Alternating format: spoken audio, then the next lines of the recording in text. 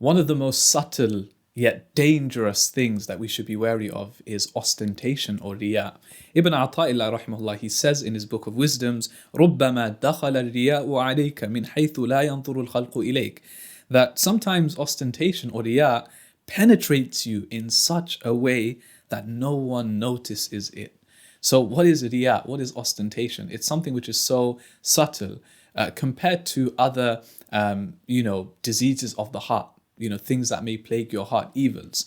Riya or ostentation or showing off, insincerity that creeps into your heart is something where sometimes you don't even know, you don't even realize when you're doing it, right? If you're looking down on someone, or if you're envying someone, or if you're speaking down at someone, then these things kind of show, they're quite apparent. But when you're insincere and when you have riya creeping into your heart, sometimes it's very difficult actually to identify that I currently am not doing something purely for the sake of Allah, but rather I am showing it off to other people. And this could be with anything, you begin praying, you say Allahu Akbar, and you start your prayer.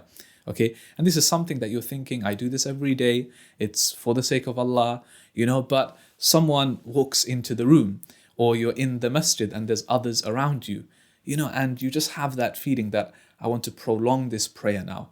Or, the way I would usually pray, I'm not going to pray like that now because there's other people around me and I can't show them that this is how I, actually pray. Usually I pray really quickly and now I'm taking my time. Or you're reciting the Quran really fast and someone's there and now you're reciting it really slow. Or you're giving something in charity and deep down you're thinking, it would be nice if this person acknowledges that I've given charity and they call me a generous person and whatever it may be. So even though your intention may be kind of like half for the sake of Allah, but then there's like another half which is dangerously not for His sake, and it's for the sake of someone else or a group of people. This is what makes riya such a difficult one to identify and such a dangerous one, where there is this danger that later on down the line our actions are not accepted.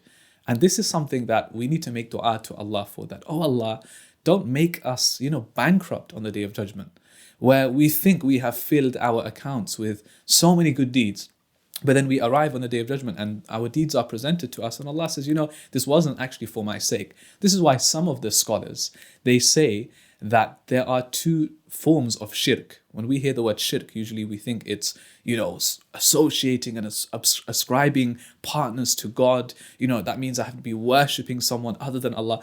I would never do this, right? This is something that I would never even think of. But that's the major form of shirk that we're thinking of. And some of the scholars, they mention that the minor form of shirk is to show off and to be insincere.